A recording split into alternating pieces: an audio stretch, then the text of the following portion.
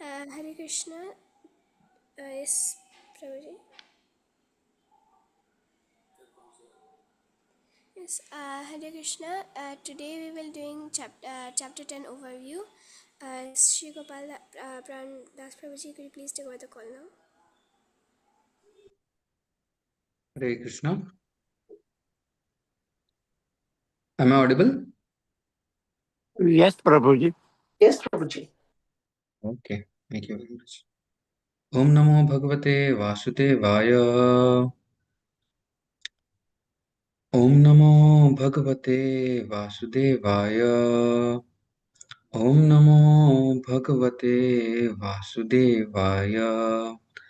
Om Ajnanatimirandasya Jnananjana Shalakaya Chakshanu Militam Yena Tasmai Shri Gurave Namaha Shri Chaitanya Manobishtam Stapitam Yena Bhutale Swayam Rupa Kadamayyam Tadati Sa Padantikam Vandeham Shri Guru Shri Yuta Padakamalam Shri Guru Vaishnavamischa Shri Rupam Sagrajatam Sagana Raghunatam Vitam Tam Sajivam Sadvaitam Savadutam Parijana Sahitam Krishna Chaitanya Devam Shri Radha Krishna Padan Sagana Lalita Sri Vishakam Vitamischa Namo Vishnupadaya Krishna Pristhaya Bhutale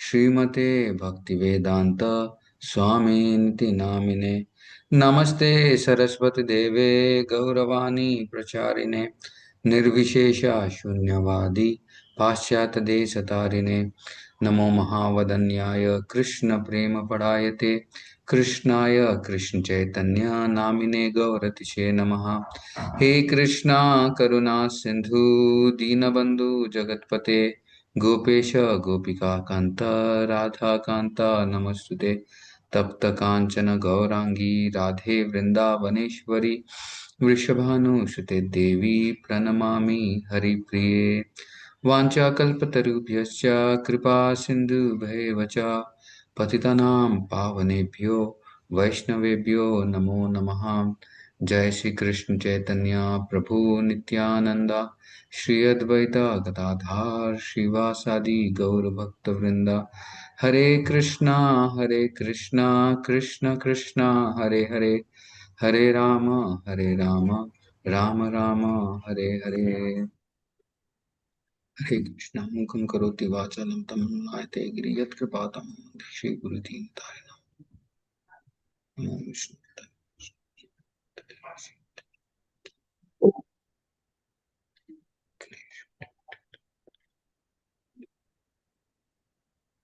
Hare Krishna. So it's a very wonderful opportunity for me again to join all of you for this Srimad Bhagavad Gita classes on Sunday morning. So I'm fortunate enough, though recently few weeks I wasn't able to take part in this calls because I was traveling. Still, I'm traveling. I'm in India, but fortunately, I'm available today. So I thought I'll take this call and do this service for the pleasure of glorifying the Lord and for hearing the glories of the Supreme Lord by discussing the 10th chapter of Bhagavad Gita. The title is the opulences of the Absolute. So it's a very wonderful chapter describing the glories of the Lord. The Lord Himself is glorifying all His opulences just to make us convinced how to understand Him, how to see Him in this material world by seeing different aspects of this world. So in this chapter, if we see how it goes, it's very wonderful. In the ninth chapter, Lord Krishna, at the end of the ninth chapter, what does he instruct? Can anyone share? What does Lord Krishna instruct at the end of ninth chapter?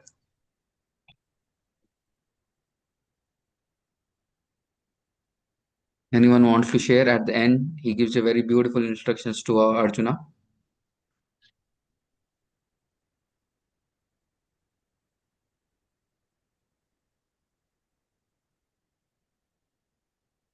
Hare Krishna. Am I audible? Haribol? Yes, Prabhuji, just don't seem to remember. I don't know. Okay. Who gave the last chapter summary? It was Arjun Anand Prabhuji. Anand Prabhuji. Okay. Then he might have definitely told na, the last verse of Bhagavad Gita. That is one of the main verses. In fact, that is considered like the crest jewel of Bhagavad Gita, where Lord Krishna is telling directly, and it's a very famous verse. Anyone wants to remember? Try to remember.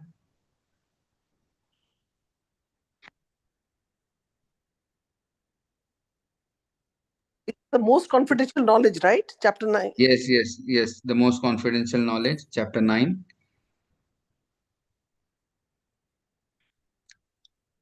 Is it about the Hare Krishna Prabhuji? Is it about that there is no segregation between anybody like women, the Shudras, and No, no, no, no, no. That is ahead, way ahead. Prabhuji, Anyone else?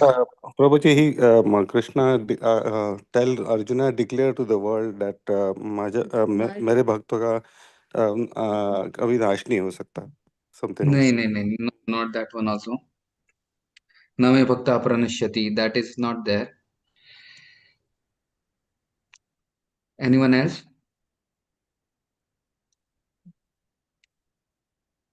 to Very think of easy. to think of him always and to have a Yes, focused yes, mind on him.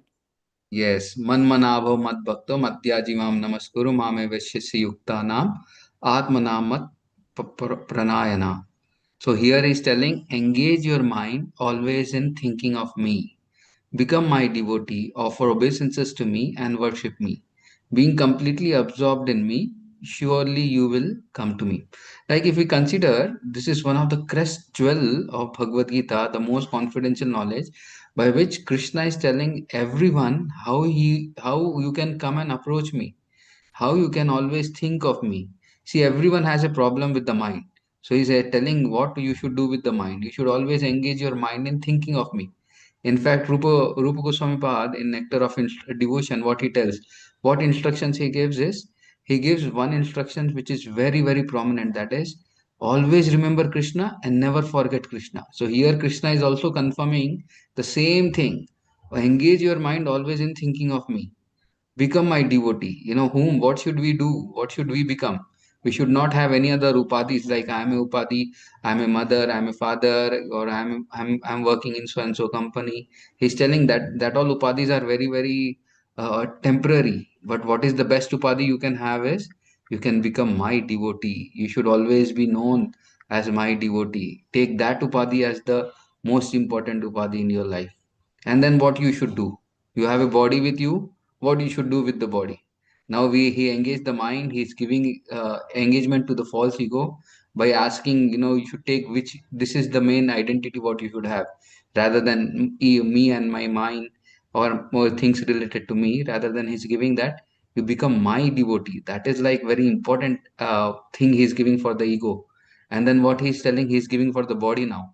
He's telling, offer obeisances to me. He said, asking, Krishna is asking that please engage your body in offering obeisances and worshipping me. So if you worship me, you are engaging yourself, yourself completely in my service. So for body, for mind, for ego, everything he is telling what he should do. Krishna is telling very clearly, Man manabha mad bhakto madhyajimam namaskuru.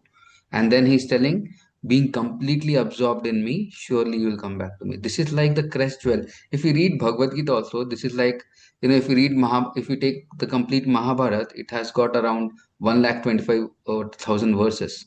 And Bhagavad Gita comes exactly in the middle of the 1,25,000 verses. 1,25,000 verses, and Bhagavad Gita comes exactly in the middle. And the crest jewel of the exact middle verse of Bhagavad Gita is this verse. This is like the pearl which is hidden in the small box, and then there are so many different boxes which are protecting the pearl.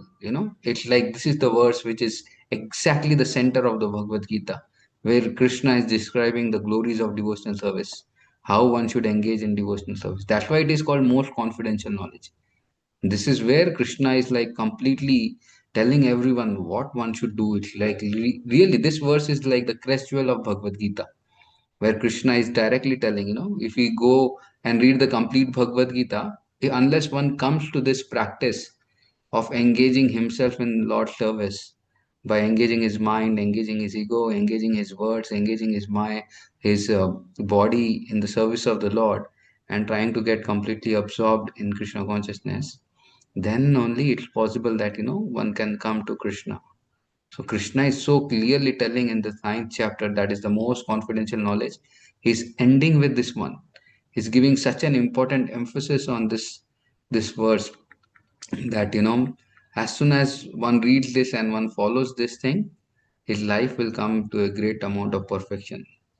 So that is like, this is the crest jewel of Bhagavad Gita, a verse of Bhagavad Gita. And there are very wonderful verses all over Bhagavad Gita where Krishna is glorifying devotional service and everything. But this is the one verse, that's why it's called the most confidential. Guhyam, what is that? That most confidential knowledge, So that is what Krishna is giving here. So Prabhupada writes a very beautiful purport also. I just want to read one paragraph and then we'll go ahead. One should therefore engage his mind in the eternal form, the primeval form of Krishna, with conviction in the heart. What conviction? That Krishna is the supreme. He should engage himself in worshipping him. There are hundreds and thousands of temples in India for the worship of Krishna, and devotional services practiced there. When such practice is made, one has to offer obeisances to Krishna. One should lower his head before the deity and engage his mind, his body, his activities, everything. That will make one fully absorbed in Krishna without deviation. This will help one transfer to Krishna Loka. One should not be deviated by unsurplus commentators. One should engage in the nine different processes of devotional service, beginning with hearing and chanting about Krishna. Pure devotional service is the highest achievement of human society. So, what are the nine aspects of devotional service? Nine different processes of devotional service. Can anyone tell? Shravanam, Kirtanam, Padsevanam, Yes. uh, Listening, the service. I don't know the rest. So sorry, Prabhuji. Few No of problem. Shravanam, Kirtanam, Vishnu Smaranam, Padasevanam, Dasyam, Sakyam, Atmanivedanam. Archanam, Dasyam, Sakyam, Atmanivedanam. So these are like 9 different processes of devotional service. That is what Srila Prabhupada is asking every one of us to get engaged in this 9 different processes of devotional service, and engage very nicely, so that one can go and achieve Krishna very easily. So this is where Bhagavad Gita 9th chapter is ending, where Krishna is advising at the end of 9th chapter, advising everyone to fix his mind on him. But here in this chapter, hence he describes the opulences. Now in this chapter, what he is going to do is, as a devotee can fix his mind how to remember Krishna when seeing such opulent, he's living in this world. So how he should see the opulences in this world, he is describing here. So conclusion of chapter 9 is that one should become a pure devotee of Lord by focusing the mind. Now focusing on the description of Krishna's opulences by hearing will increase our devotion. That's what Krishna is doing here. So in this first 7 verses of this 10th chapter, now if we come to the 10th chapter, Krishna's position as the origin of everything has been described. And then there is this very beautiful verses, the Chaturshloki Bhagavad Gita, starting from 10.8 to 10.11. And then the next section is Arjuna's acceptance and his request. Arjuna is accepting the Supreme Lord and he is requesting the Supreme Lord to show different forms. So if we go in the first section, Krishna's position as the origin of everything has been described here in this first chapter, first verse. So the first verse tells that Krishna is telling that, oh, listen now, Arjuna, because you are my devotee and friend, for your benefit I shall speak for further, giving knowledge that is better than what I have already received. So here he is telling very wonderfully, that The same thing he speaks in the ninth chapter also, that Arjuna is my best friend. And he's telling here also, reconfirming that since you are my friend, you can hear my benefits. Others who are not, Prabhupada tells in one of the lectures in this connection, he tells that unless one becomes favorably accepting Krishna as the Supreme Lord, Krishna's opulences cannot be heard, because a lot of envious people are there around, and they cannot accept the opulences of the Supreme Lord. So here Krishna is telling how if one becomes a friend of him, then it becomes very easy for him to accept and hear. And Lord Krishna is telling, please listen.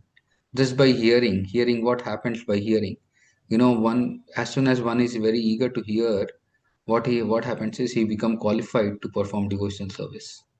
That is very, very important. It's like benefits of hearing. Krishna is telling, that as soon as one hears, what happens is he becomes more and more fixed in devotional service. It enhances the process of devotional service. Hearing in the association of devotee enhances one devotional service. So hearing is such an important aspect. As we were here, as Prabhupada was telling in the ninth chapter, or the last verse of this ninth chapter also, that just by hearing, engaging your mind and body and everything in Krishna service. Same way, hearing also is such an important aspect. Just by hearing, Krishna is again telling, just by hearing, what happens is once awakening of Krishna consciousness takes place.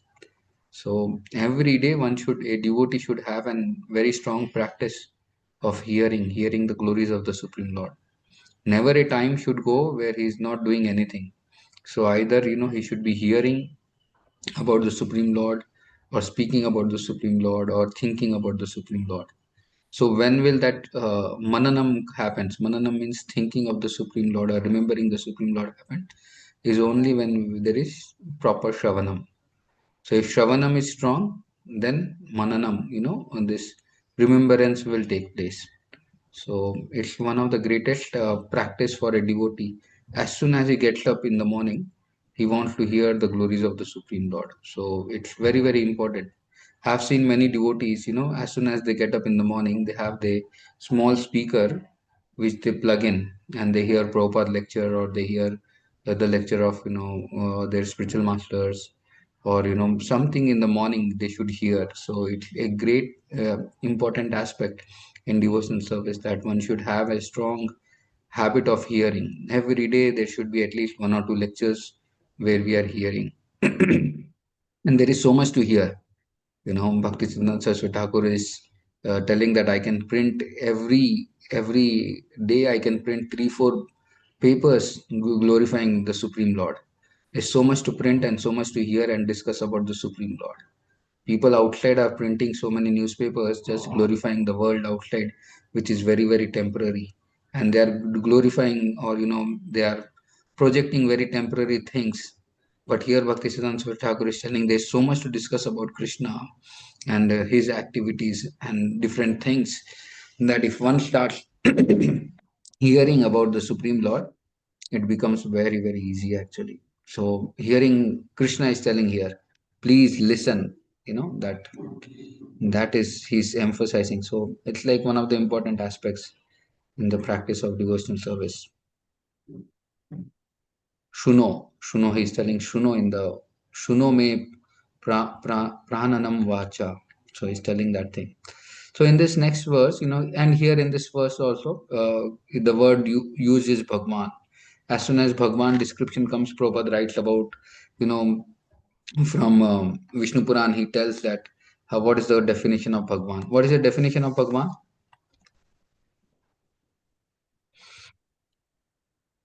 Can anyone tell what is the definition of Bhagwan? He has 6 opulences. Yes, 6 opulences. What are the 6 opulences? He possesses all the wealth, strength, Okay. Wealth, strength, knowledge, 3, renunciation, renunciation, 4, uh, Beauty. beauty, beauty, 5, yes, one more. Love. Wallace. Huh? Love maybe Wallace. No, not love. Not love. One more is missing. That is fame. He is very famous. Everyone knows about his fame. So he's very, very famous. So Aishwaryasya Samargasya Veerasya Yashasriya Jnana Vairagya Chaivam Shananam Bhagava Itagana. So this is what Vishnu Puran is telling. Bhagwan means one, according to Parasar Muni, one who has all the six opulences. He is full of strength, fame, wealth, knowledge, beauty, and renunciation. So this is the definition what Prabhupada writes in the purport. Very nicely he describes. In the second verse, Lord Krishna asks us to listen, as he reveals more about wonderful aspects about his opulences. And here he tells how, why, if we hear about the Supreme Lord, and if we hear about him more and more, and he's telling that not even the demigods or the sages know about my origin or opulences from every aspect. So I am the source, he's telling. I am the source of all the demigods and all the sages. So this is what Krishna is telling. Please hear carefully. And he reveals his wonderful opulences and knowledge about him more and more. And simply by studying about Bhagavad Gita and Srimad Bhagavatam, one can understand him fully. And Krishna favors, or he gives proper understanding when one hears about the Supreme Lord. And in the third chapter, in the third verse of this flow, Lord is telling how, what is the result of hearing. He's telling very easily, he who knows me as an unborn, as a beginningless, as the Supreme Lord of all the world, he only is undeduled among men and is freed from all the sinful reaction. So one who knows about the Supreme Lord, he is freed from all the sinful reactions. The result of knowing Krishna properly, it's very simple. As one knows Krishna more and more, he becomes freed from all sinful reactions. And then chapter text 4 and 5 discuss about the Krishna as the source, manifestation, and the purpose. Why Krishna is the origin of all the qualities by which one can seek to understand the truth. This is like one of the main things. By knowing Krishna, all the origin of all the qualities, who is the origin of all qualities, one can understand and seek Krishna. Excuse me, just think what can come.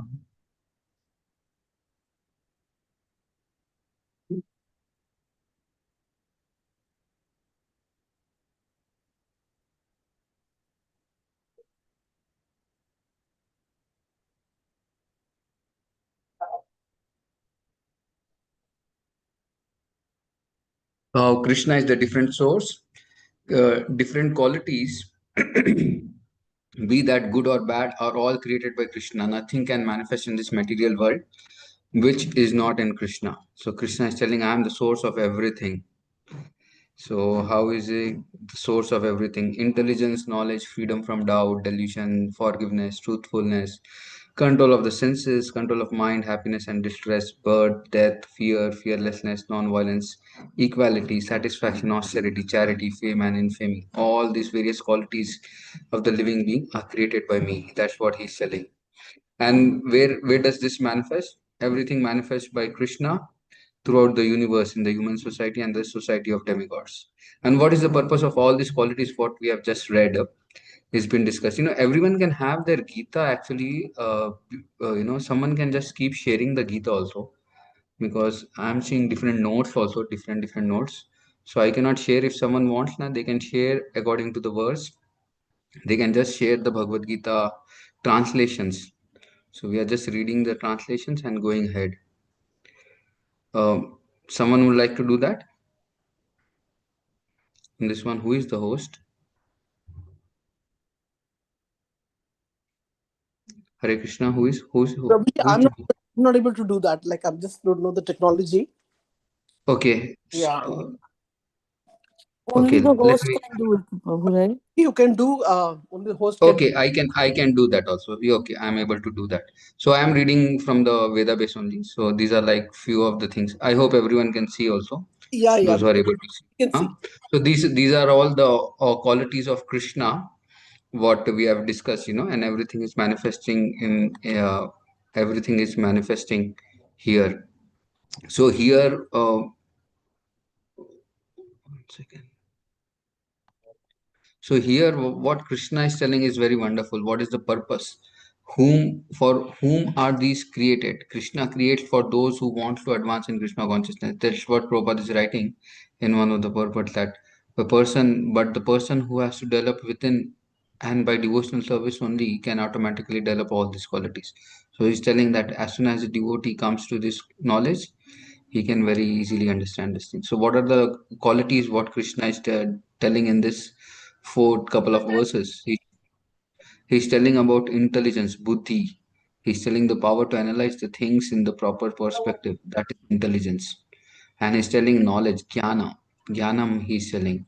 Knowing the distinction between matter and spirit, and only talk about, spirit and matter. That is the knowledge actually. So, and then he's telling asamshayo.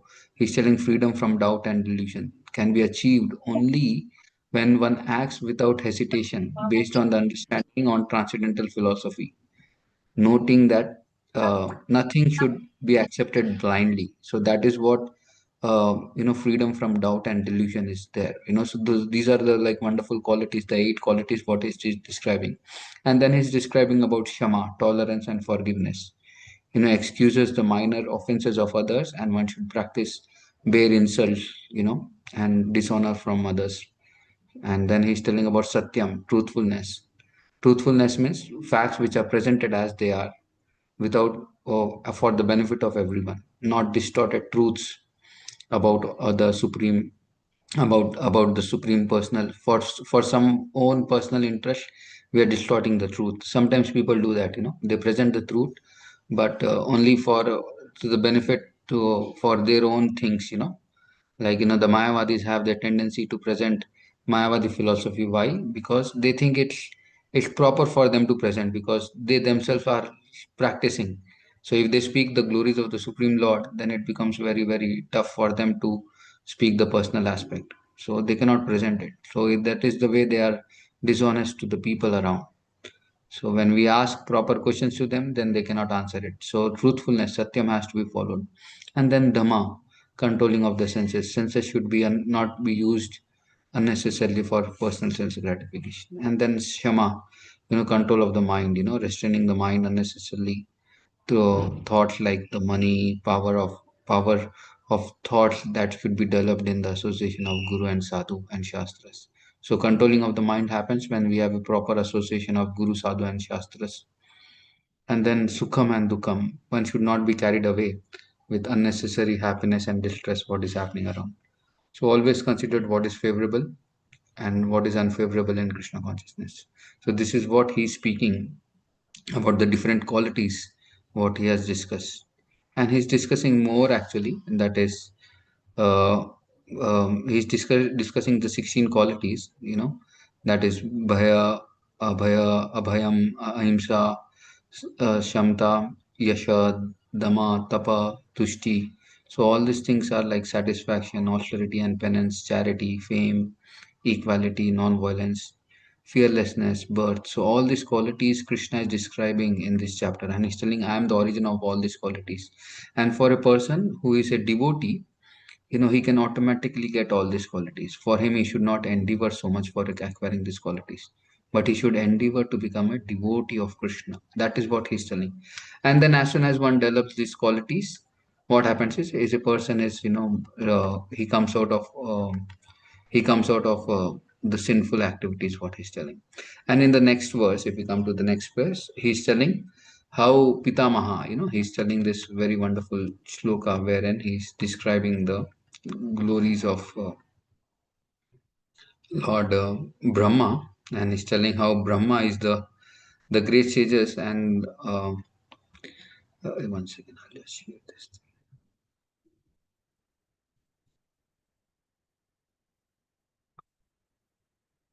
Yeah, he's telling in this verse the 7 great sages, and before them the 4 others great sages, and the manus, progenitors of the mankind, come from me, born from my mind, and all the other living entities populating the various planets descend from them. So he's telling how Brahmaji is the main creator, is the one through whom I am creating this mankind. He's the progenitor of the mankind, and from him everything is taking place. But please understand that I am creating Lord Brahma. This is what he's telling here. And if we go further, he's telling that how Pitamaha, the grandfather, is there, from whom the four Kumaras, the seven sages, the 14 Manus, everyone has been progenited. He's telling four Kumaras are whom? Sanak Sanatan, Sanda, Sanatan, and Sanat Kumar. And the seven sages, who are the seven sages?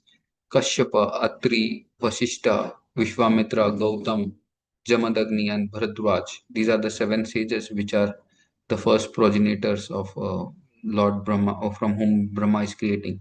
And the 14 Manus, ours is Vaivashita Manu, and there are different Manus starting from Swayambhu. All other Manus are the one who are created by Lord Brahma. But then, who is the creator of Brahma? That is Krishna. He's telling Krishna is the creator. So this is what he's doing.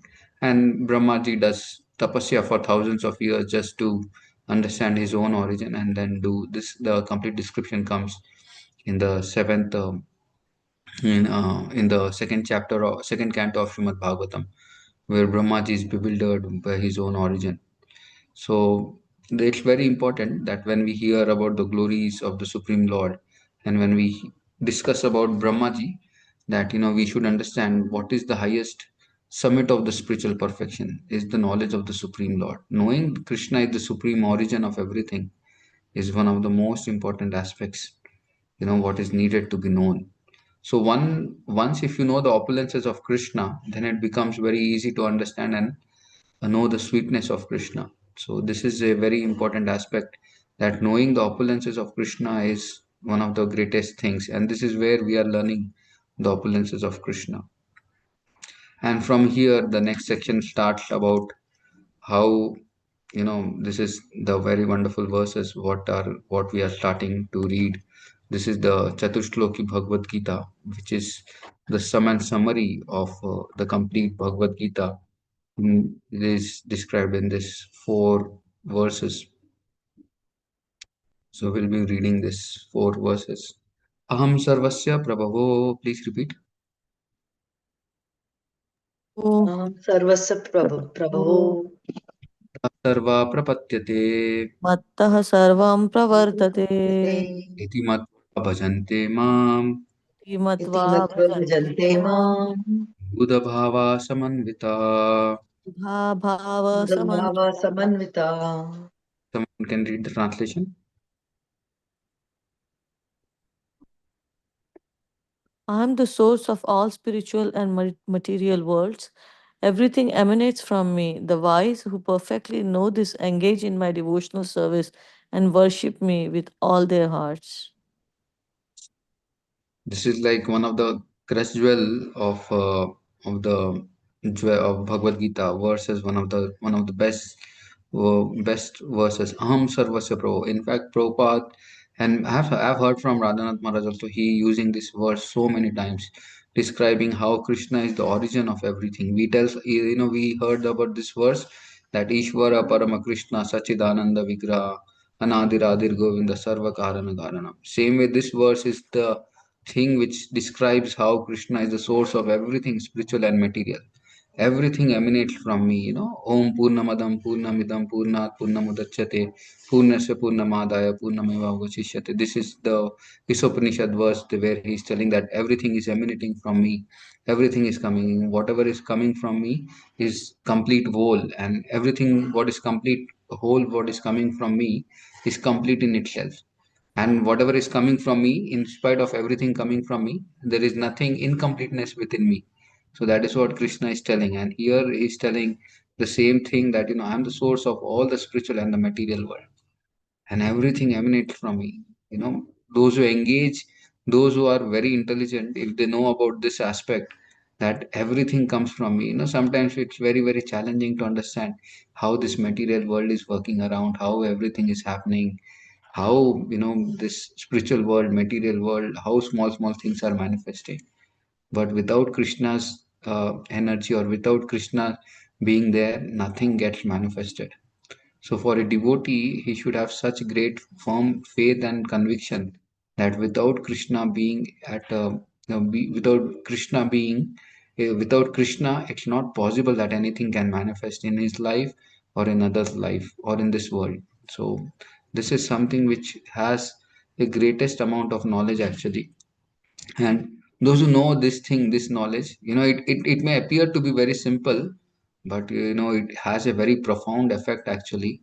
If one knows this thing, then he comes to the conclusion. What conclusion? That he has to engage in devotional service, and without which it's not possible for a living entity to engage with complete heart, knowing that Krishna is the source, Krishna is the one. And here Krishna is not telling as a dictator that I am the source, so please surrender to me. He's telling as a great amount of love. That's what he was telling as a friend. Initially also he told in the 9th chapter, in the 10th chapter, that you are my friend Arjuna, that's why I'm revealing all this knowledge to you. So for a devotee, unless one is very loving towards Krishna, it's not possible that he will be able to understand this aspect. Or else people will start becoming envious of Krishna, telling why Krishna is speaking such strong words, or he's boasting himself, बोल रहा है अपने बारे में इतना बता रहा है, ऐसा कैसा है. Now if we go ahead in this chapter, he's telling so wonderfully about different aspects of his. So this verse is one of the greatest, one of the beautiful verses which has been described by great acharyas also. So how Krishna is the origin of everything. And here it is also again emphasized, just by hearing from the shastras, and through bona fide spiritual master only, that one can understand this aspect. Not that one can just hear about this thing from anyone and be able to understand. So this truth has to be understood in parampara. Evam parampara praptam. This knowledge cannot be understood without coming in parampara. And the reference what Krishna is giving here is that even Brahma and Shiva, they cannot understand what is the source. That's why we understand the Leela, Brahma Vimon Leela, which is taking place. Lord Shiva getting bewildered, and trying to fight with Krishna, when it came to protect his devotee Bhanasur. So all these things, they also get bewildered because they cannot understand the origin of Krishna. So here Lord Krishna is really telling that how one can understand him. There are so many different aspects where wherein we can understand how even the demigods cannot understand what is the origin of everything, and they get bewildered. So what to speak of us, a small living entity trying to understand this aspect. So it is the great amount of mercy upon us through Srila Prabhupada that is making this truth available to us in such a easy format. And he's giving us this thing. And if we are able to understand this aspect and make our lives very perfect just by understanding this small truth, that everything, one, as soon as we hear this knowledge, am sarvasya prabho matta sarva prabhotate, what happens is, the result is that we want to worship Krishna with complete heart. And that is what the truth what Prabhupada is giving us so easily actually. It's such an important thing, and he's presenting it to us.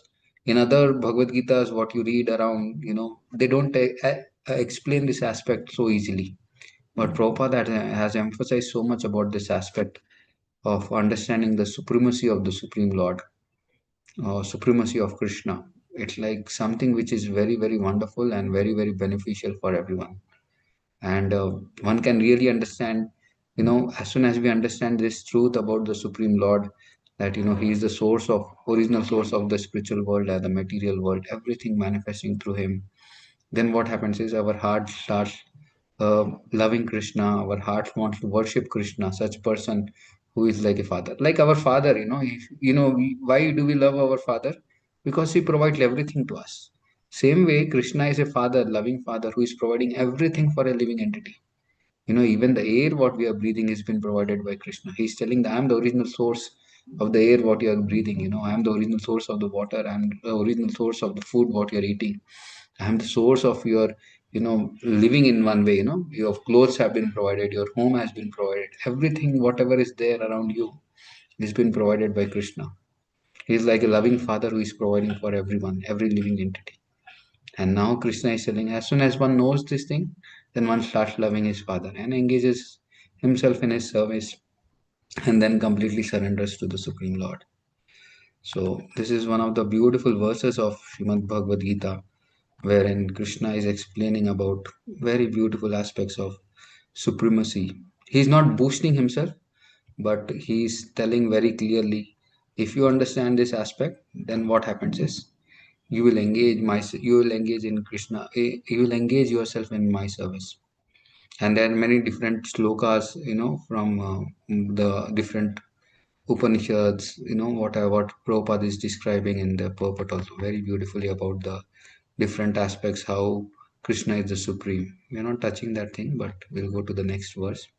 Next verse is also very beautiful. Please recite after me. Matchitta matagata prana Machchitta madgata prana dayanta parasparam bodhayantah parasparam mam nityam kathayantascha mam nityam ramanti cha ramanti cha. tushyanti cha ramanti cha. Can someone read the translation? The thought of my pure devotee dwells in me. Their lives are fully devoted to my service, and they derive great satisfaction and bliss from always enlightening one another and conversing about me. Yes. So this is what he's telling. What does a devotee do? Now he's telling what is the heart of a devotee. What are his activities? What he does. So as a devotee, what person has to do? That is what he's been describing. Once you know the opulences of Krishna, now what does a devotee? Because you become a lover of Krishna, you become a devotee of Krishna. But what does a devotee do? A devotee's thoughts always dwell in me. They live their lives fully dedicated, fully devoted to me in my service. And they derive great amount of bliss and satisfaction, enlightening each other when they converse about me. So this is one of the wonderful verses, you know, where the characteristics of a devotee can be understood very easily. So these are like four aspects of devotee. Thoughts of a pure devotee. What are the thoughts of a devotee? Lifestyle of a devotee, and what is the bliss, what is the happiness, what is the thing what everyone gets. These are described in this verse. So what are thoughts of a pure devotee is, Krishna becomes his life and soul, and he constantly hears and discusses about Krishna. This is what I was telling initially also, that one should have a small strong habit. If one wants to become Krishna conscious, it's very simple. Just make a small habit of hearing about Krishna every day, and you see the change, the magic what Krishna does. Because what happens as soon as Krishna enters in our ear, through the ears, through the mani, sound vibration, he enters through our ears and he goes and cleanses the heart. Within the heart, there is so much kalmash, whatever dirt is there, he starts removing all that kalmash just because of hearing. So, there is this verse in the first canto, second chapter also. What is that verse? Uh, just by hearing daily, what is that? So, I'm not getting the verse, but the translation goes this way: Krishna within the heart, a devotee, when he is very eager to hear about the glories of the Supreme Lord, what happens is Krishna enters to the heart through the sound vibration and starts cleansing the heart, start cleansing the heart. So, and Prabhupada writes there also that, the devotee, one who is very fortunate enough to hear about Krishna every day, his life becomes very, very sublime. So here also same thing is been described, symptoms of a pure devotee. What are the pure devotee symptoms? That Krishna becomes his life and soul and he constantly hears and discuss. So this is what we do. What do a devotee discuss? The devotee discuss about the nectarian narrations and pastimes of the Supreme Lord wherever he meets. Not what is happening in this world. This world, everything is happening about everything is happening which is not at all affecting a person. But what happens more or less is about the nectarian pastimes, when we discuss about nectarian pastimes of Krishna, about his wonderful activities, wonderful qualities, wonderful leelas of Krishna, wonderful devotees about Krishna, things can change like anything. And this is the nectar what everyone is looking for. This is the transcendental bliss, what everyone is looking for. And this is where, Lord Chaitanya Mahaprabhu is telling that, everyone, is looking for that bliss, Anandam, Bhuti Vardhanam. That Anandam is inserted, is there in this verses actually. And if we hear about more and more about Krishna, if we hear more about the Supreme Lord, then what happens is this bliss, actually, this Anand will increase more and more in our lives. And it's like one of the nectarian things what can happen in one life is that he can very very wonderfully enjoy his life with Krishna. One should know how to enjoy in this world also, just by being with Krishna, with the devotees, always discussing about Krishna, life becomes more and more sublime. It's like, this is what the pure devotees do. When they are thinking about or engaging themselves in Krishna consciousness, then they are completely engaged in Krishna service. When they are cooking, they are thinking about Krishna, they are singing about the glories of Krishna. When they are offering to the Lord, they are making everything for the glow, for the pleasure of the Lord. When they go out and do cleaning of their home, they are doing it for the pleasure of Krishna, that this home belongs to Krishna, let me take care of Krishna. When they are reading, when they are taking care of their children, it's that Krishna, these are Krishna's children, let me take care of this Krishna's child. And when we go out and do our occupational duty also, we are working for the pleasure of Krishna. It's not that we are working for our own sense gratification, we are working for the pleasure of Krishna. So when we have this thought process, when we have this thing in the mind, then it becomes very easy.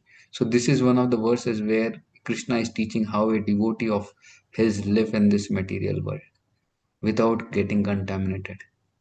And this is a wonderful way of doing this devotional service. And everyone is looking for that transcendental bliss, everyone is looking for that pleasure. बोलते हैं, मजा आना चाहिए भक्ति में. भक्ति में only मजा आएगा जब when we engage ourselves, when we have that what do you call it, that association, that enthusiasm, that let me very eagerly take part in devotional service. Then you see what kind of pleasure you'll get just by engaging in devotional service. So Krishna is there to reciprocate, Krishna is there to give that anandam.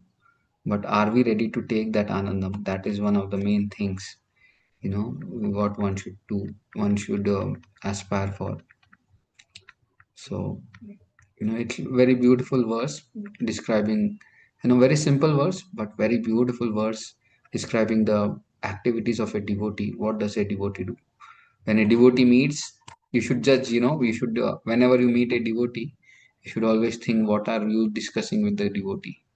So it's very important what we are discussing, discussing about Krishna. You can just discuss, sit and discuss what you have heard, what you have read, and it makes sense. Sometimes when I remember one of my strong friendship what I had way back in 2006 7, and which I relish most, is sitting with devotees and discussing about the different things what I have heard over the week.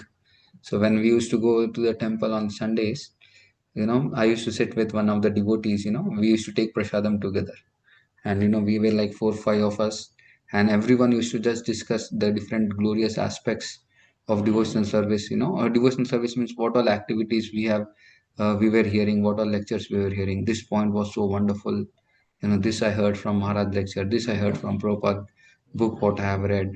And this is what we used to discuss. And it was like, for 1 hour, 1.5 hour, 2 hours, time used to go like anything. And sometimes the devotees who had to clean the temple hall, they used to come and tell Prabhu, please get up now. It's already very late. We sit there around by 2:30, and by the time 4 o'clock, we are still taking prasadam with all our plates dried, all our fingers dried with the small remnants what is there. So this was the great amount of relishment what one can get. And this is a great amount of remembrance what I have from those years. Still I meet that devotee. I relish being with that association and discussing about such wonderful aspects about devotional service. So this is one thing which one should always have someone to share what he's doing, what he's reading, what he's hearing. And you see that devotee can make our lives very, very beautiful and blissful. And this is the pleasure what everyone can get very easily. Okay, so we'll go to the next verse. Till what time I'm supposed to take? In India it's almost like 6:45. What is time in US now? Prabhuji, it's around 8:15, so another 15 minutes. Another 15 minutes. I don't think we'll be able to complete this chapter then. Okay, we will try to see how much we can take for more. A couple of verses we'll take, and then maybe we'll have to take this chapter again. It means half of the chapter again. Okay, we'll recite this verse also. Text 10. Tesham satata yuktanam Tesham Tesham satata satayuktanam yuktanam jantam priti purvakam bhajatam priti priti-purvakam purvakam dadami buddhi yogam tam Dadami dadami buddhi yogam buddhiyogam tam enamamupayanti te. yena mam upayanti te. Someone can read the translation. To those who are constantly devoted to serving me with love, I give the understanding by which they can come to me. Yes, now Krishna is telling. See, first Krishna has described the opulences of his, that Aham Sarvasya Prabhu, making him how one can understand Krishna's supremacy, and then he is telling how one can love Krishna by becoming a devotee. And then now he is telling what Krishna does. Now Krishna is telling those who are constantly devoted to serving me, I give them the understanding by which they can come to me. So he removes all the obstacles on the path of devotional service just because you become a very strong devotee of Krishna. So this is like something which is very wonderful to relish about how Lord reciprocates with his pure devotees by giving them the required intelligence. Anytime you see that Krishna can protect us also in this way many times by not engaging in sinful activities. So he's giving that buddhi yoga. He's giving that intelligence by which one can accept Krishna and accept him by engaging himself in this bhakti, in the path of process of the bhakti. So Krishna helps externally by giving what all things Krishna gives us. You know, can let us try to calculate, or let us try to recollect what all things Krishna gives us externally. Anyone can think about what Krishna is giving us externally?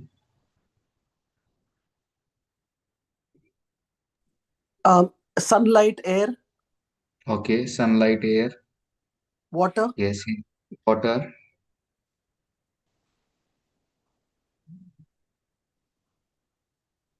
anything more? vegetables, vegetables, Yeah, vegetables, Grains. grains. Yeah, grains, everything. Yes, yes, so everything, much. whatever we get. Everything is giving.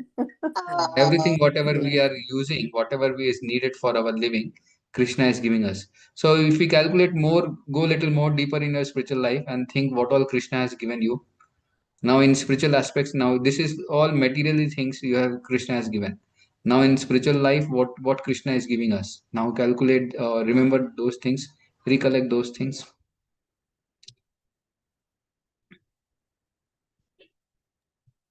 Giving association of devotees Yes, giving us the association of devotees. Yes, wonderful. and faith. Faith. Yes, he's giving us faith. And Krishna is giving us determination too. Okay, determination, faith. Yes. What else? What's your question, Prabhuji? What is Krishna giving us spiritually now? Materially he's giving us everything. Now spiritual, in our spiritual life, what all things Krishna is giving us? So we want to think or remember what Krishna is giving us. To Krishna, chant his holy name. yes, Yes, he's giving the holy name. he's given Yes. himself in the form of holy name. Yeah, that's what I was thinking. And Okay. Yes. and prasadam, Prabhu. Oh yes, prasadam. Prasadam is the most important aspect. Yes, prasadam is the most nourishing thing for us. Yes, what else?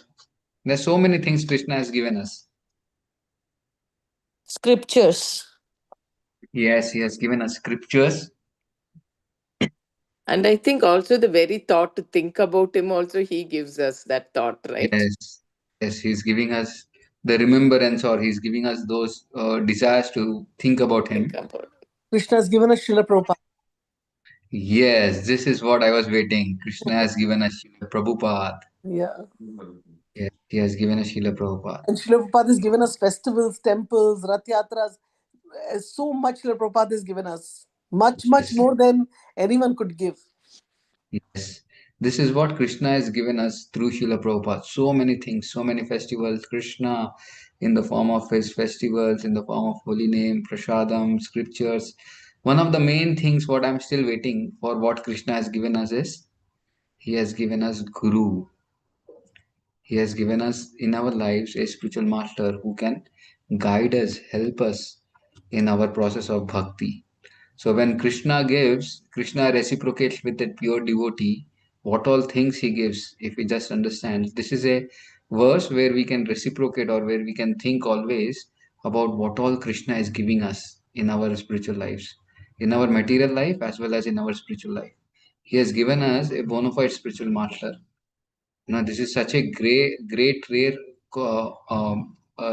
thing for a person, that a person is getting attached to bona fide spiritual master. Just think for a second, how many people are really practicing spiritual life? Hardly very few. And there are many people who want to practice, but how many people are getting connected to the right parampara, or to the right bona fide spiritual master? Who is genuine bona fide spiritual master. Just think about this aspect. This is one of the greatest thing what one can think about, is how Krishna is giving us such a great opulence in the form of giving us a bona fide spiritual master. So this is one of the greatest blessing for a devotee, when a devotee is getting connected to a supreme to the supreme Lord by a bona fide spiritual master. It's one of the greatest gifts. If we just think outside, people are there who are getting bewildered by so many different sadhus, or some might be very genuine also, but some are, they might be genuine, but the process, they might not have the process of practicing bhakti. Sometimes it's like that. They might not just know the process of what they are doing also. They might be genuine sadhus also. It's not like genuine sadhus are not there. They are there, but sometimes the process is not there, or the bona fide connection is not there.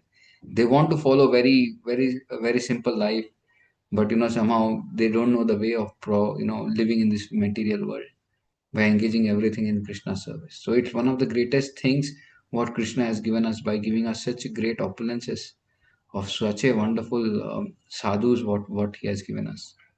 Genuine spiritual master, it's like one of the greatest commodity in the life of a devotee, that he has a spiritual master whom he can open up, and he's giving us instructions through the spiritual master. He's guiding us. The spiritual master is guiding us, taking us step by step. He's taking us very closer to Krishna by giving us the process of bhakti. And internally, Krishna is giving us guidance also, that accept the process by, like how we were hearing, that he is giving us determination, he's giving us faith, he's giving us shraddha, he's giving us the association by which one can accept. So this is Krishna's reciprocation to his devotees. And what Krishna's reciprocation to his devotee is, he's giving us the intelligence by which one can accept bhakti yoga.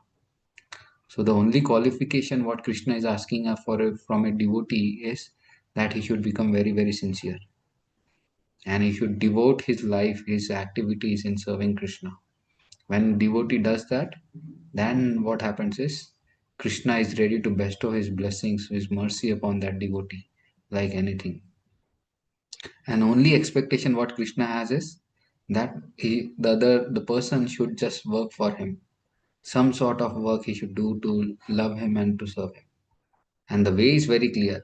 Buddhi yoga means he's using his intelligence, and just by using the intelligence how to live in this material world, he can very easily actually come out of this all the other aspects. So he's not asking for karma yoga or jnana yoga, he's just asking for buddhi yoga. How one can just engage himself in the process of bhakti yoga. So by karma yoga also, whatever he does, the goal should be to please Krishna. He should be addicted to please Krishna by doing activities, offering our activities to Krishna. A devotee means he becomes addicted to Krishna. That is what a devotee is. He wants to, outside people want to get addicted to wine, drugs, smoking, drinking, eating, other things. But for a Krishna devotee, he wants to get addicted to Krishna. And then what does he want to do is he wants to use his karma yoga, jnana yoga, just by trying to understand the Lord, by understanding more and more, reading about him from different scriptures, different hearing about him from different sources, and trying to know more about Krishna. This is how he's using his knowledge. And whatever knowledge he's acquiring, he wants to develop that thing uh, in the process of devotional service. So buddhi yoga means he's just using this thing.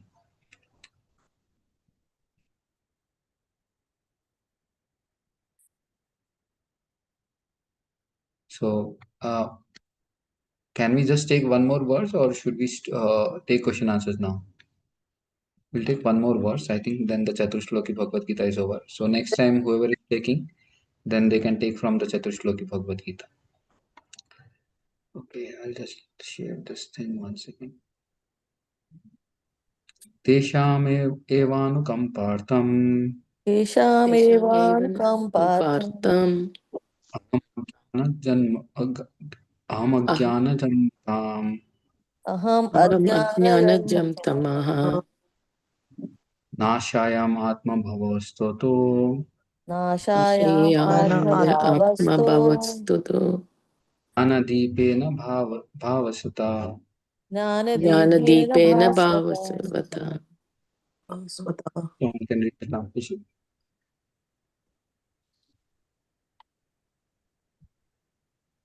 Please read the translation.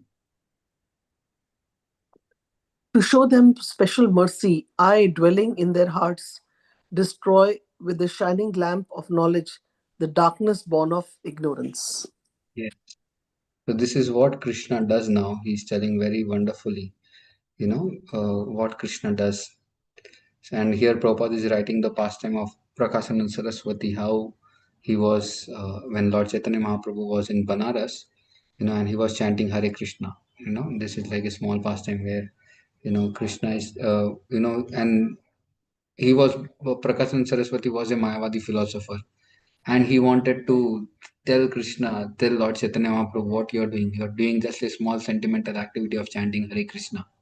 And you're trying to you're expressing your emotions in front of everyone, and you're not able to control your emotions. What is this? If you're a sannyasi, and if you're a Mayavad sannyasi, if you're a sannyasi, then you should just read about the Supreme Lord, hear about the Supreme Lord, discuss about him. And that is what he was telling Lord Chaitanya Mahaprabhu. But and he was criticizing Lord Chaitanya Mahaprabhu. Eventually, Lord Chaitanya Mahaprabhu happened to show great amount of compassion on him. And when he was invited for a meeting, Lord Chaitanya Mahaprabhu went and sat at the place where everyone washes the lotus feet, washes the feet. And then the Prakashan Saraswati Thakur felt that, how can such a person sit there, a sannyasi should not sit there. So he went and did a service of bringing Lord Chaitanya Mahaprabhu to the seat.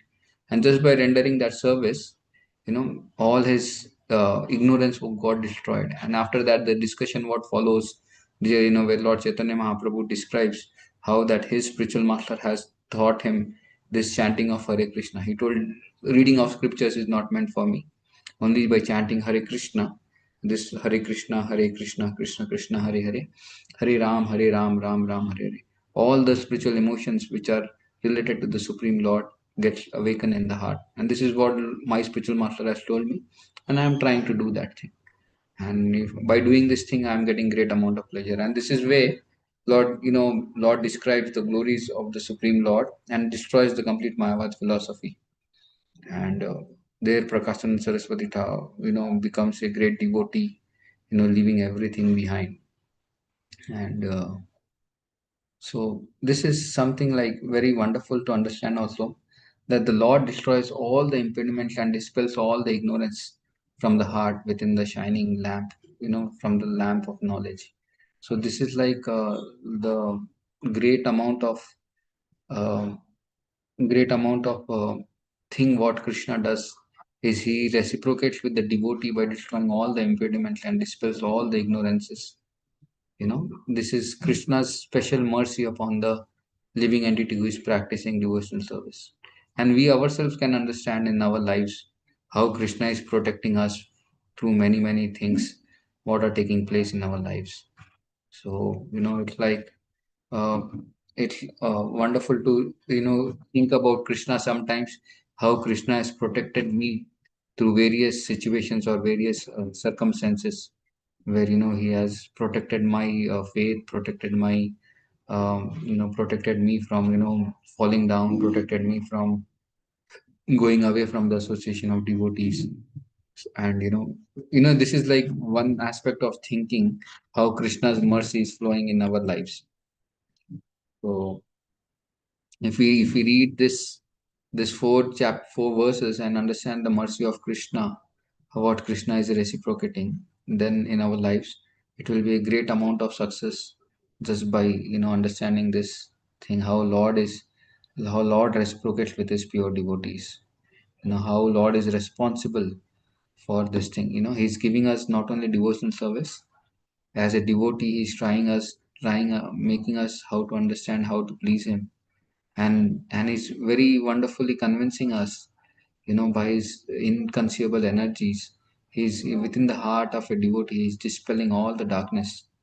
And then as a supreme Lord, he's giving us the truth by which one can easily accept him, and one can go ahead in his devotional service. So if we go from this section to next section, where Arjuna is ready to accept Krishna's position and request to hear more about his opulences. This is the next verse, where Arjuna is very, very nicely glorifying Krishna also. Parabrahma, Parabradhamam, Pavitram, Param Bhavam, Purusham, Saswatam, Divyam, Adi Devam, Akhyana, Vidhu.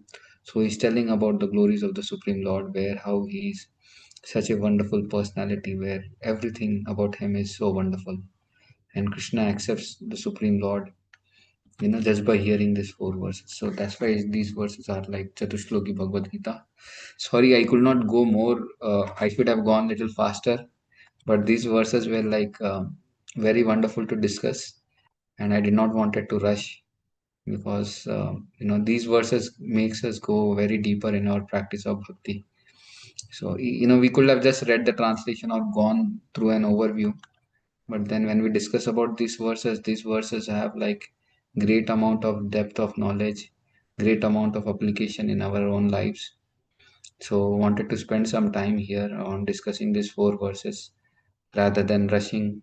After that we can definitely go ahead, because after this Krishna is describing, next Krishna starts describing about his Krishna explains about how everything, all his opulences in this coming few verses.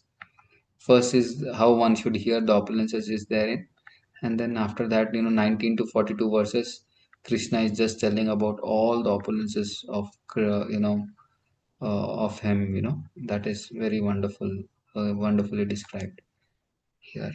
Hare Krishna. So, anyone has any questions or any reflections or any comments? Because you're already almost like 1 hour, 8 o'clock, 8:20 right there. You're 8:20 or 8:30 now. 8:30, Prabhuji. Prabhuji, you covered till verse 11 today. Yeah, 11 only. Okay, so next weekend will be 12. Yeah, from 12 they can take ahead actually. This is I just completed the Chatushloki Bhagavad Gita. So Okay. from there, the devotee can definitely take ahead. If I am available, I'll be able to take, but I think I'm traveling that day. So I will not be available that time. Okay, Prabhuji. I'll try to contact. I'll see, Prabhuji. I'll ask you. Yes. Thank you so Yes. much, Prabhuji, for the wonderful explaining. And we were feeling bad in the beginning that we were not able to recollect. Like Prabhupada ji has said, in the Kali Yuga, our buddhi becomes memory becomes short. So even last week we don't remember what was Prabhuji was giving class. So we need to either make notes or do something about this. At least I'm talking about myself.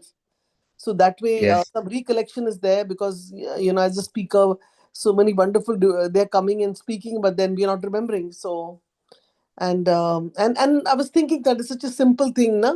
When you talked about man mana, matlab, Krishna is basically, but like you had mentioned this, if somebody in the material world, if he says, say, okay, come and worship me, bow down to me, think about me. So you will say, why this person is saying like that? Why is he thinking Yes. so great about himself? But with Krishna, if he is saying this, it is giving an opportunity to us. It's not like he's saying this because he's got an ego, or he's very great, or he's saying this because he knows that the simple process is there. Chant, remember Krishna just by saying Hare Krishna. We remember Krishna. And Yes. sometimes when we get lost in some world, we are busy somewhere in the market, so many people, we can just inside chant, Hare Krishna Mahamantra, and we completely feel that, oh, what is this world about? Chanting is Yes. everything. So like Krishna has given us subtle and simple ways, that think about me, remember me. And one I was hearing a class by Amrinder Prabhu. He says you can suppose you have some sorrows in your heart, you know you can cry, keep chanting and cry out to Krishna in that sorrow also, and say, oh Krishna, and tears can flow, but then you cry for Krishna only, you remember him. Yes. So it's very, very important that in all our times, whether we are very, very happy, suppose there's some, we have holiday season coming here, and sometimes we have to go because of obligations, everybody's enjoying, in that time also we have to remember Krishna. And then in sorrow times also, and one big solace from today's reading was that something at the beginning, that the material and the spiritual world is both is Krishna has taken over. Not that हमें लगेगा कि oh, we are here, and this we are in this material, यहाँ पर हम लोग पड़े हैं, तो Krishna हमें मिल नहीं रहे हैं. Krishna is there with us in the form of holy name, but at the same time we have to have that faith that this material world we are living in is also Krishna has given us. So basically it's like then हम ज़्यादा जुड़ेंगे कृष्णा से if we think that both spiritual and material world is belonging to Krishna. So thank you, Prabhuji.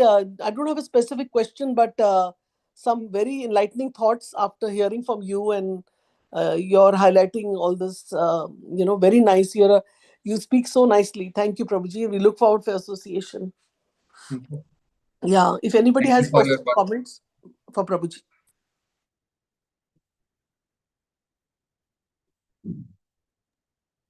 Hare Krishna Prabhuji, Dandavat Pranam. Thank you so much for such a wonderful class. Prabhu, I like how you asked questions and we were not prepared and you made us think. And yeah, so that was really, I really enjoyed that. Thank you so much.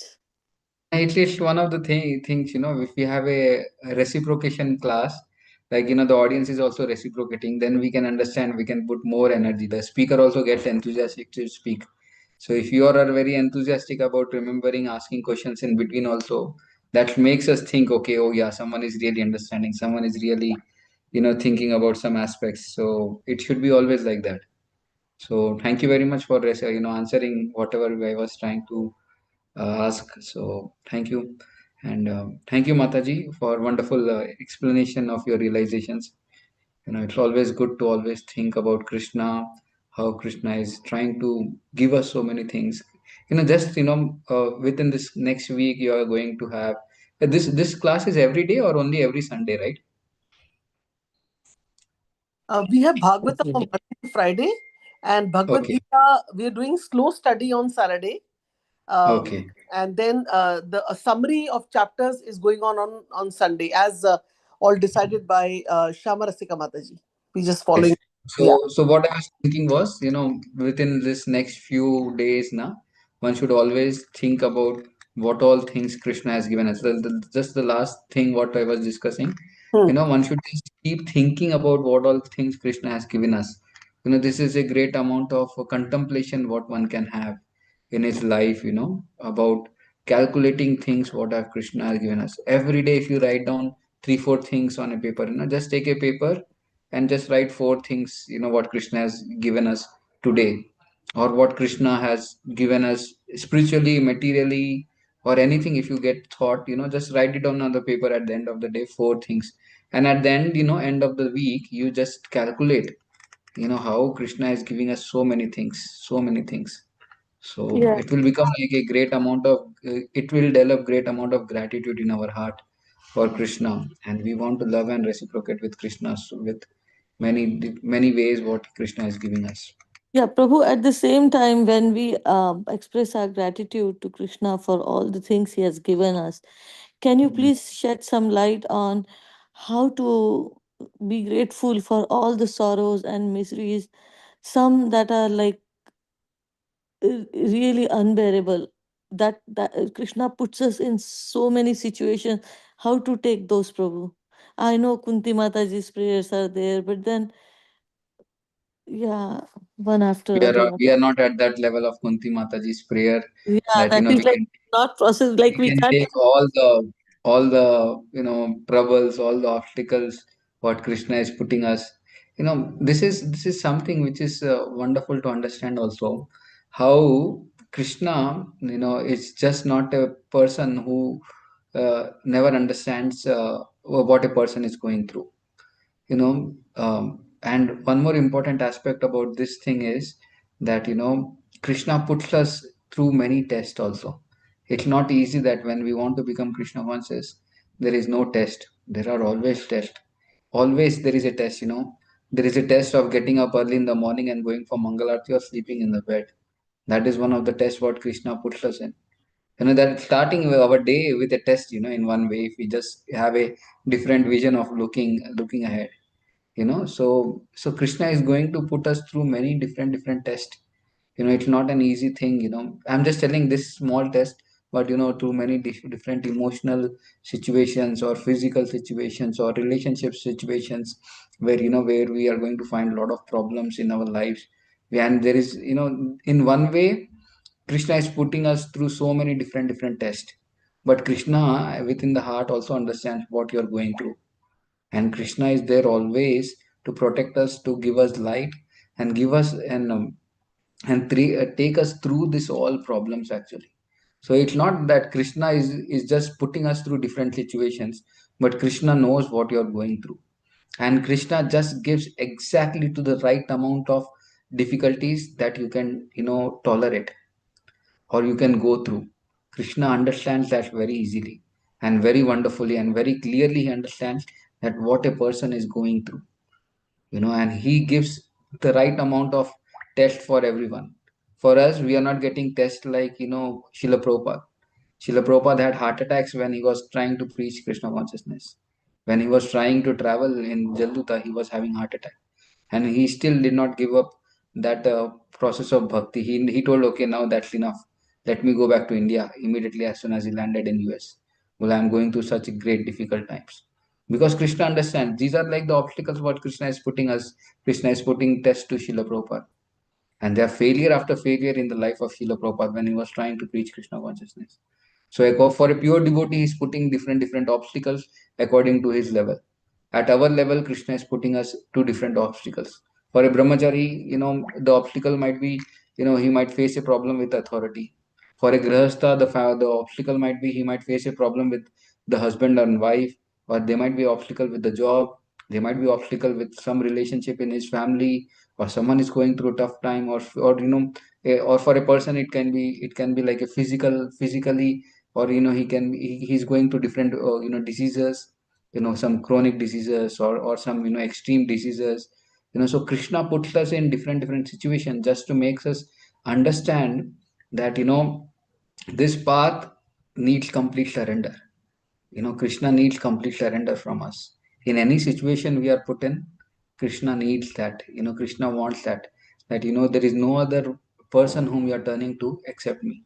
And the moment we turn to Krishna, all our obstacles become like a stepping stone. In fact, Advaita Acharya, he tells very clearly when, at the point when Chaitanya Mahaprabhu was about to leave to Jagannath Puri, there, devotees were describing that now is not the right time for you to travel to Jagannath Puri. Why? Because the rulers were Muslim. They were dacoits who were on the way, trying to steal or kill people who are going around. And everyone was telling different reasons why Lord Chaitanya Mahaprabhu should not travel. And Advaita Acharya becomes like, he hears everything and then he tells, what are these obstacles? He becomes ecstatic and he tells Chaitanya Mahaprabhu, all these obstacles are nothing but like a stepping stone of success if one is always remembering Krishna. So Krishna wants that even in such situations also, one should just remember Krishna. One should always think of Krishna. And this is what actually will be tested for everyone. It's not that everyone has to go through these tests, because we have forgotten Krishna and we have come to this material world trying to enjoy in this material world. Now a time has come where we want to go back to the spiritual world. So the test for going back to spiritual world is that we should be able to remember Krishna throughout all our situations. Even if we are very happy, we are always remembering Krishna. Even if we are in very distressful situation, we are remembering Krishna, we are thanking Krishna. Just understand the situation of what gopis were going through. We tell about gopis were like the greatest devotees of the Supreme Lord Krishna. But then you just hear what situation. Recently when we were hearing in the Kartik Yatra from Radhanath Maharaj, he was telling so clearly that the gopis were going through such great situation also in their lives. It wasn't that, see, for a girl, for an unmarried girl to be named that, you are having extra affair with someone is a great amount of insult. But they were ready to take that risk and leave everything and come to meet Krishna. Just imagine, now the culture is very different, but that time the culture was so strong that if anyone knew that a person has been touched by any other person, that woman is not considered very contaminated, and the complete society looks down upon such a person. But leaving all that situations, gopis were ready to surrender to Krishna. So they were also going through the obstacles. In fact, if you see any devotee in our parampara or in Srimad Bhagavatam, what all problems they have gone through. We speak about Prabhupada, we just speak about Prahlad Maharaj now. Prahlad Maharaj has gone through such great problems. My God, we just cannot imagine only if someone is trying to kill us, our own father is trying to kill us. How much reciprocal, how much envy we will have, or how much, we will go through, in our hearts if someone is just trying to speak also against us. In our family, if someone speaks something against us, we become so disturbed. But here is a person, Prahlad Maharaj, whose father is ready to kill him and is openly trying to kill him. It's not that he's trying by someone else, but he's openly trying to kill a small 5-year-old child, and that child is very small child. He doesn't have any strength, any strength to retaliate or anything like that. We in this world also try to retaliate or try to give justification or try to come out of that situation by explaining to the people that I am not wrong. But here Prahlad Maharaj is not at all explaining anyone. He's going through all the problems, all the obstacles. So when we think about all these aspects, about all devotees who have gone through such situations, then we can understand that obstacles will definitely come. Only thing whom we take shelter of, are we taking shelter of the obstacle, or we are falling more prey to the obstacle, making our mind go more crazy by thinking about the situations what we are put in, or are all are or we are thinking about Krishna. That is our thing, what we should think about. If you don't come out of the situation by taking shelter of Krishna, then that is not a success. Success is if you are able to remember Krishna, if you are able to learn a lesson and we are not able to repeat that thing, or if you are not able to come out of, or if you are able to not come in that situation again, that is a success actually. So every situation there is some learning lesson for us. That is what Radhanath Maharaj writes in his book The Journey Home, that in every situation I was trying to learn something. And just because I was trying to learn something from the situation becomes very, very special. And he was able to learn everything. Every time there was some very wonderful lesson what he was learning. And this is what Krishna is trying to teach us through different situations. That he is trying to make us learn different lessons in our life, and to trying to take us more closer to him actually. When we take shelter of Krishna and we are not taking shelter of any other thing, then we become more closer to Krishna, and Krishna is ready to then help us actually. This is the Krishna's reciprocation actually. So whenever obstacle comes, whenever anything comes, and it will come, it's not like we are in this material world. So it will come, that is part and parcel of this material world. So one has to accept that thing, physically there will be problems. Once people age starts becoming elder, they are like 50, 55, 60. The body will start, giving problems. The mind will start giving problems. When the person is in the age of 25 to 40, 45, he gets different problem with enjoying in this material world. He gets that enjoying tendency. Then there is other problems which comes eventually over the period of time. So one has to go through different problems in his life, and one has to take shelter of Krishna. Just while going through the problems, how much is his faith, conviction, determination to practice bhakti is there. And for this, one is very one important aspect is, how much is he taking the association of devotees. That is very important. How much is very seriously, in the association of devotees.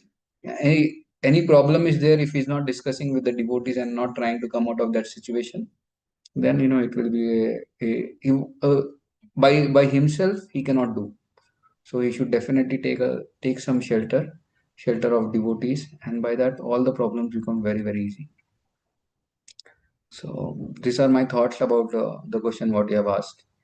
Krishna reciprocates even in the toughest situation also, and he will reciprocate. If you are sincerely practicing, Krishna will definitely reciprocate, and he will give different aspects, different solutions also. It's not that if he's putting us in a problem there are no solutions. He will definitely uh, he will definitely give us solutions also to come out of the problems. Only thing, we need to take shelter of devotee, shelter of Krishna, shelter of the holy name. Then all these problems, all these obstacles can very easily be overcome. Thank you, Prabhu. Hare Krishna. Thank you so much for so nicely explaining. Haribo. Hare Krishna. So when I was speaking about this thing, it is applicable to me also. Speaking is very easy, but when the problem comes, everyone can understand. It's not an easy thing. Sometimes the mind is troubling us, sometimes the senses are troubling us, sometimes the ego is troubling us. So one has to see that he's not feeding the wrong things in his life, in his bhakti, but rather than feeding the right things in his life, like feeding the right aspects of himself, so that he become more closer to Krishna. Thank you. Hare Krishna. Thank you, Prabhuji, for the wonderful class. You explained so well the verses of chapter Thank 10. you very Thank you much. very much, Prabhuji. I think now it's already very late now, so Prabhuji, one we more should. question is there, if you don't mind. So, Prabhuji, like we've been chanting for quite some time, and like we had some very negative propensities of anger, greed, and lust. All this was there in the past, and definitely people see improvement in us, and we also feel happy. Give credit to all glories to Shiva Prabhupada, all glories to Guru Maharaj. We give them the credit because we were like very dangerous people earlier. So, but Prabhuji, sometimes once in a blue moon, that propensity comes out again. We lose temper, we get greedy, and it comes. And then later on, then you realize that, why this is coming up? Why am I in this mode of ignorance? So, is this natural, or is it only happening with me? Or then, then of course, if we, do something negative, then the karma also comes immediately in some form or the other. And then when the karma is coming in some of a health issue, then you realize, oh, you had spoken badly, or you lost your temper, or you didn't behave properly. You're chanting 16 rounds, 4 regulations you're following, but then like something from inside will say, oh, I'm having problem in my health. I know why this happened. You come to know immediately. So this cycle, may we are stuck, right? And I mean, when will this end, like that we can get rid of these old propensities? I'm not being able to get rid of it, and I feel terrible when I fall into that situation of the past propensities. Thank you, Prabhuji, if you can guide something in reference to this. Yeah. According to your question, now it's like not yours, you go through this thing, but everyone goes through this thing. These are like the previous samskaras, what we have gone through or what we have in our heart. So when we have so many bad samskaras, sometimes because the process of bhakti is purifying our heart, and when the process of bhakti, when we start purifying our heart, all these anarthas, all these things keep going eventually, but they don't go completely because we are not completely taking shelter of the holy name, or we are not completely practicing pure devotional service. So this aspect sometimes will always remain in our heart, that these things keep popping up in our heart, which are very, which are there in, which were there in our heart. They are trying to, we are getting rid of all those things eventually, but sometimes it just pops up because of our previous conditionings. When we come to a, when we succumb to a situation, or when the situation, we are not able to adjust, or we are, we become like, very, we become, vulnerable to a situation where we react very fastly without thinking of the consequences, and we speak to some people hurting them, or we criticize the people, we criticize the other devotees whom we are living with, or other persons whom we are living with. And definitely, when we do certain things which are hurting to a person, definitely the reaction definitely will come. It's not like, as we react, definitely there is a reaction which is coming to us also. So this situation is there. It's not like it's not there for everyone, it's there for everyone. And this happens when we are becoming a devotee. Till the time we become a pure devotee, these situations will always be there, that the previous bad conditionings are always there, which keep coming up till the time we come to a stage of nishtha prem.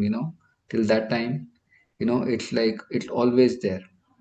So so this thing has to be dealt in a way that, we try to understand that once, if we are going through a wrong situation, or if we have reacted in a wrong way, then definitely we should try to make sure that we don't succumb to that situation again. If we learn a lesson, then definitely we should not go through that situation.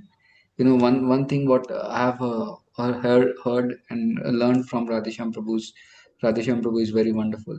Out of sight, out of mind. So sometimes when situations are, not there, where, we are out of the situation, like we don't want to act, then we should come out of that situation. We should not go through that situation. We understand that if I go in that situation, then definitely I'm going to react in a very repulsive way, or we are going to react in a very, what do you call that, very wrongly. Then definitely one should not put oneself in that situation. So one should not try to put himself in that situation. And then you should pray to Krishna that, you should be able to overcome all the situations. Prayers, and asking Krishna for, uh, asking Krishna to take us through all these things will definitely help us. So this is something which we should always try to do this thing. And these situations will definitely come. So and we should definitely ask forgiveness from Krishna, from the devotees, as soon as we realize that if we have hurted someone, or if we have gone through, or caused pain to someone, then definitely we should try to come up, as a person who, others are also tolerating us. So through whatever mistakes what we are doing, so definitely we should also try to go and ask forgiveness from them, and try to ask Krishna forgiveness, that in spite of becoming a devotee, I'm acting in a wrong way. So this is something which is a very great challenge for a devotee, that when we become a devotee, and if we act in a wrong way, people definitely question us. So for a devotee, one has to be 100% careful what he's acting to, what he's going through, what he's speaking to. It's like something which is very, very challenging, and very, very wonderful lesson for us, that we should always take care how we are representing ourselves as a devotee, even in our family members also, when we are living with our family. अरे वो कैसा बोलते हैं, अरे भक्त होके भी आप ऐसा कर रहे हैं क्या, ऐसा बोल देते हैं ना, इन ऑल ओवर भक्ति, अरे भक्ति करके भी आपका अभी तक हृदय ट्रांसफॉर्म नहीं हुआ. It's like very, wrong way of preaching Krishna consciousness then from our side. So one has to be taking care, one has to really take care of how one is speaking, how one is acting, how one is, dealing with people. It's like something which one has to learn actually. And one will definitely learn over a period of time, you know. This is where maturity comes in picture. How much mature a person is, how much what importance he is giving through, you know. So one has to go through all these things in order to become a pure devotee. These are like, when we are becoming a devotee, it's like very easy to understand also. A sculptor is making a very beautiful diorama, and he is slowly, chiseling the stones which are not wanted. And when there are chiseling what are happening around, then it's little painful also, and it's making some noise here and there. So one has to go through all these things, and it's painful for the stone also because it's getting so much chisel. So it is painful when this situation comes in our lives, that we are going through such problems in our lives. And at the same time, if we come out of these situations, and if we surrender to Krishna very nicely, we surrender to Guru, if we take the shelter of the scriptures, then definitely all these things are very easy for us to go through. For this, the main important aspect, as I told earlier also, is the association of devotees. If we are in the loving association of devotees, then even the tough situations can become very, very wonderful for us to go through. you know Hare Krishna.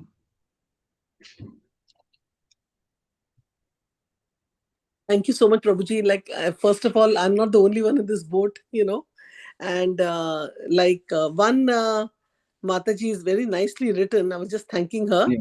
I feel like Yeah. students boomerang affect the very next week. But I tell myself I'm still a human and apologize to Krishna. With upsets, I at least use humor to pacify and get back on track with Krishna consciousness. Also plead to God to show me the way back on track, and he miraculously does. It's almost like, Prabhuji, we feel just say we say now we don't have to take association of devotees. Sometimes you feel you yourself are not a good association. Like you're No, for associating with the mind. Huh? for that we need to go and take association of devotees. We may not Yeah. be a good association, but we are not going to go and give our association. We want to take association of devotees so that we become good devotee. That Yeah, should be the thought process, always to be the thought process. take I association. cannot always think that I am a good devotee, but Yeah. I can always think that I need a more association so that I become more good devotee. That should always be the thought process. you Yes. know And also we can apologize also to Krishna, right? Like we acted Oh, like this. definitely. Apologize, like how Mataji has written that we just don't apologize to Krishna. We just apologize to everyone actually who has gone through, or Yeah. gone through this situation with us. Sometimes by our behavior, or by our words, we might have hurt many people around us. So we should definitely go and forgive, beg forgiveness actually, not just from Krishna, from our Guru, from Srila Prabhupada, but from these people around whom we are living also. Because what happens now at the end of the day, Krishna sees, that how you have dealt with everyone, because everyone is a child of Krishna. If you are causing pain to the different children of Krishna, will Krishna be happy? You just think about that aspect. How will the father go through if the children are misbehaving or hurting each other? If we think of that aspect, then we'll be so careful in dealing with Krishna. We want to love Krishna by 2 hours chanting about Krishna's name, but at the same time we are not able to love his devotees or love his part and parcel. Then what is the point? So one has to develop that love, one has to develop that great amount of tolerance, great amount of way of dealing with everyone in such a loving way. That is what Krishna consciousness is all about. How we deal with each other by making Krishna as the center. That is what Krishna, bhakti means, that we deal with everyone in a way that everyone's consciousness is uplifted, not that we want to make others' consciousness go down. Our behavior, our words, our dealings with should be so loving that it should uplift the consciousness of everyone. Sanatan Goswami, when he used to travel around Vrindavan, people, devotees, the Brajvasis used to love him like anything. They used to come and discuss all the problems what they were going through. Because why? He was such a loving personality. and he remembered everything. He used to deal with everyone in such a loving way. Same way, we also want to become a devotee, means we want to deal with everyone in a situation in a way that everyone should love, not me, but everyone should love that I am a devotee of Krishna. That is more important. That, and through that, you can give very easily, Krishna consciousness to everyone. In our family life also, when we tell that, our relatives or our family are not accepting bhakti, one of the main reason is that, we are not properly presenting our practice of bhakti to them.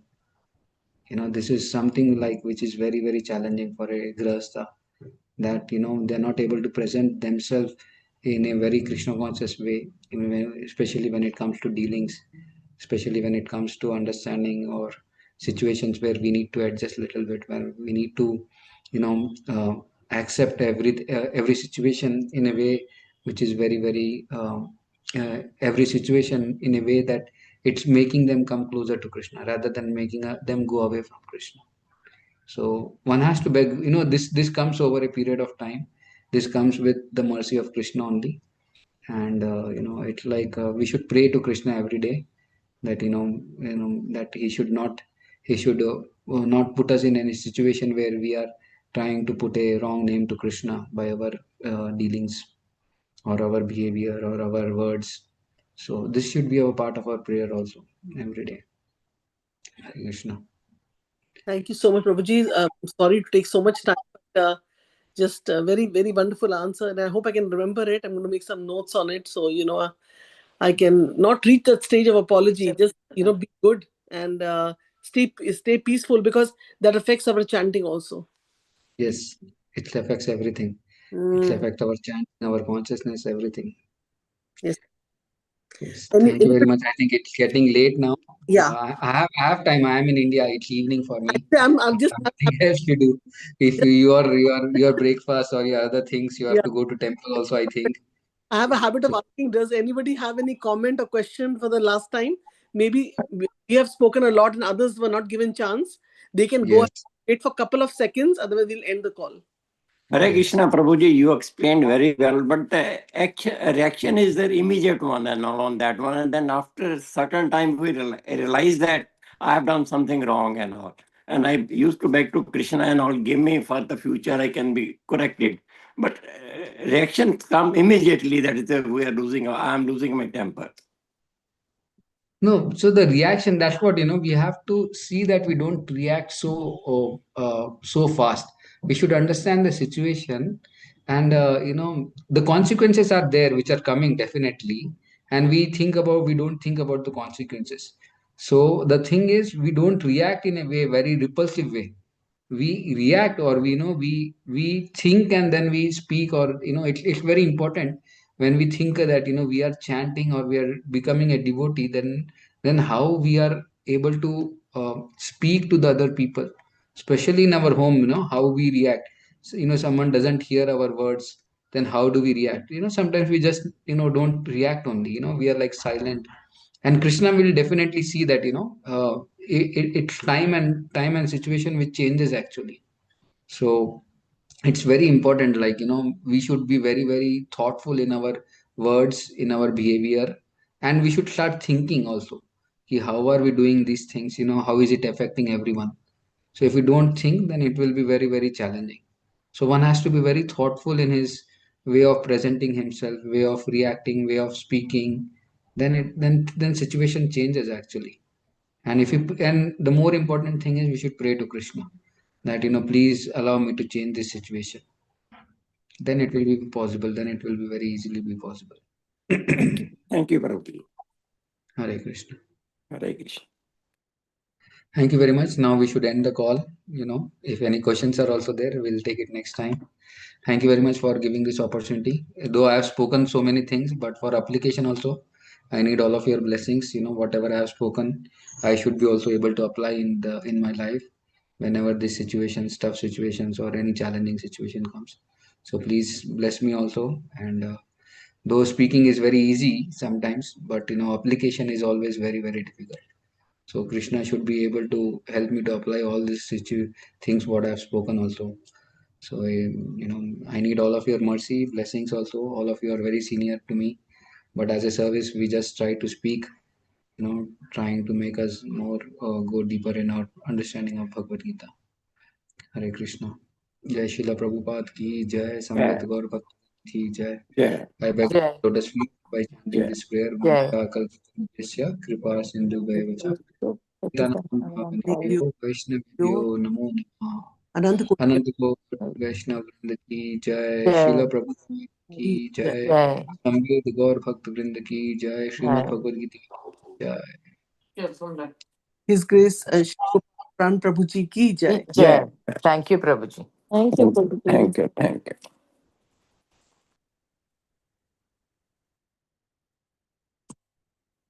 Mhm.